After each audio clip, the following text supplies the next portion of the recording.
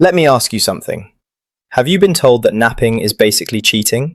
That if you're tired enough to need a nap during the day, something's wrong with your nighttime sleep?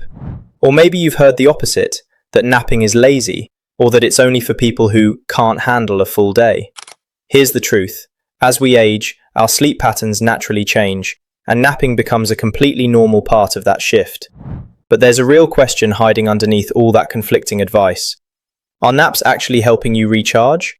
Or are they quietly sabotaging your sleep at night without you realizing it? Today, I am debunking the biggest myths about napping after 60, what the actual research says about nap duration, timing, and whether it's helping or hurting you. And stick around, because the answer to how long should you actually nap is going to surprise you. Quick note, not a doctor, nothing here is medical advice. Always check with your healthcare provider about any ongoing sleep issues, especially if they're affecting your daily life.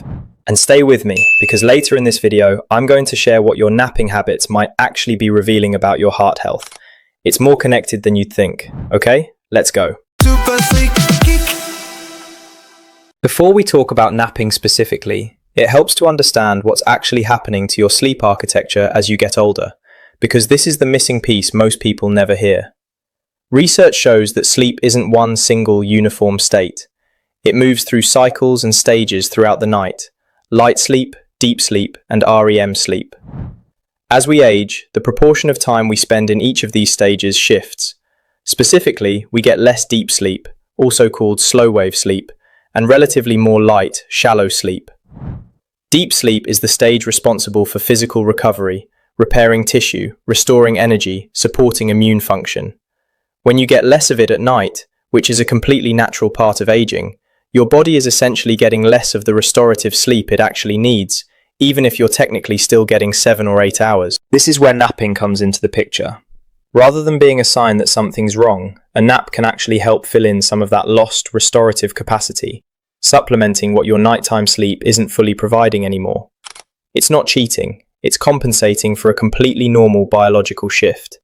We covered some of the broader sleep science in our sleep video, link appears above. But today we're going deep specifically on the napping question, because it's one of the most misunderstood parts of healthy sleep after 60. So let's talk about what napping can actually do for you, because the benefits go well beyond simply feeling less tired. Multiple studies have shown that napping can meaningfully improve memory consolidation, essentially helping your brain file away and retain information you've taken in during the day.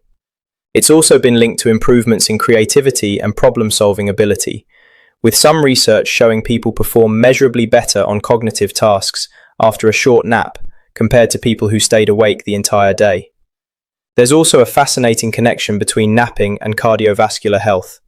Researchers found that people who nap regularly within the right parameters, which we'll get to in a moment, tend to have lower blood pressure and a reduced risk of heart disease compared to non-nappers. Napping isn't just about feeling refreshed in the moment.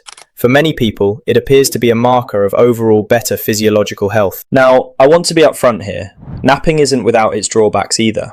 If you're not careful with how you nap, it absolutely can interfere with your nighttime sleep, making it harder to fall asleep when bedtime actually comes around, or causing you to wake up more during the night. This is the legitimate concern behind all those warnings you've probably heard.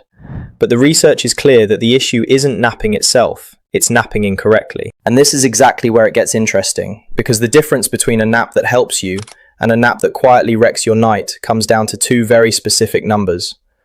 One is how long you nap, the other is what time of day you do it. Get both right, and napping becomes one of the most powerful tools you have. Get them wrong, and you could be undoing your own nighttime sleep without realizing it. That's coming up right after this. A quick mention. If you like any of the t-shirts that I am wearing in the videos, designed by my wife Jill, they can be purchased from the Geek Your Health website, link in the description, okay? Let's get back to the video. So what is that sweet spot exactly? The key to napping well is finding a duration that's long enough to give you real benefit, but short enough that it doesn't interfere with your ability to fall asleep at night. Experts generally recommend keeping naps under 30 minutes, and the research actually points to something even more specific. Studies suggest that the true optimal window is closer to 15 to 20 minutes.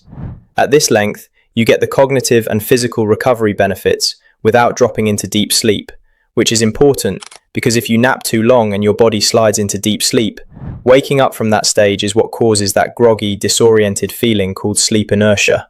You know the one, where you wake up from a long nap feeling almost worse than before you laid down. A short 15 to 20 minute nap keeps you in lighter sleep stages the entire time, so when you wake up clear-headed and genuinely refreshed, rather than foggy and sluggish. Anything beyond 60 minutes starts to create a different problem entirely, and this is really the heart of the question we started with today. Long naps, particularly those crossing into an hour or more, can begin eating into your body's overall sleep drive, the natural pressure that builds throughout the day and helps you fall asleep easily at night. Use up too much of that pressure during a long afternoon nap, and you may find yourself lying awake at 11 p.m. wondering why sleep won't come. Duration is only half the equation. Timing matters just as much, and this is the part most people get completely wrong. Taking a nap too close to bedtime is one of the most common napping mistakes. If you nap at 6 or 7 p.m., you're directly competing with your nighttime sleep, using up sleep pressure that should be building toward your actual bedtime. Research points to early afternoon, roughly the 2 to 3 p.m. window, as the ideal time to nap. This timing works with your body's natural circadian rhythm rather than against it. Most people experience a natural dip in alertness in the early afternoon anyway, which is precisely why napping at this time feels so effortless and natural compared to forcing a nap earlier or later in the day. Combine the right duration with the right timing, and you get the full benefit: better memory, better mood, better cardiovascular markers, without any of the drawbacks that give napping a bad reputation. So let's bring this together into something practical you can actually use starting today. If you're going to nap, aim for 15 to 20 minutes, taken in the early afternoon, ideally between 2 and 3 p.m. That's the evidence-based sweet spot, long enough to restore some of that deep sleep your nighttime hours might be missing, short enough to avoid sleep inertia, and timed in a way that won't compete with your nighttime sleep pressure. If you find yourself regularly needing much longer naps, an hour, 2 hours, falling asleep without meaning to, that's worth paying attention to. Not because napping itself is the problem, but because it could be a signal that your nighttime sleep isn't doing its job properly.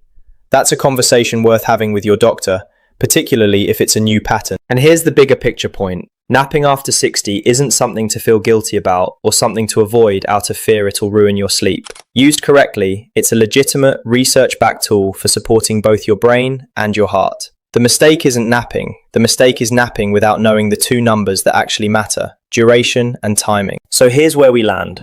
Naps aren't a sign of weakness, and they're not something only unhealthy people need. As we age, our sleep architecture genuinely changes, and a well-timed, well-sized nap can help fill that gap, supporting memory, creativity, problem-solving, and even your cardiovascular health. The formula is simple: 15 to 20 minutes taken in the early afternoon. Stick to that and you get the benefits without sabotaging your nighttime sleep.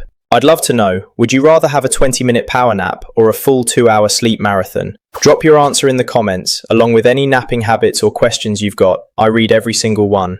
If you found this helpful, a like and a subscribe genuinely helps more people find my channel. I'm Nate. This is Geek Your Health. Check out geekyourhealth.com for more, plus free downloads. And don't forget to check out our sleep video, link up above, for more practical advice on getting a genuinely good night's sleep.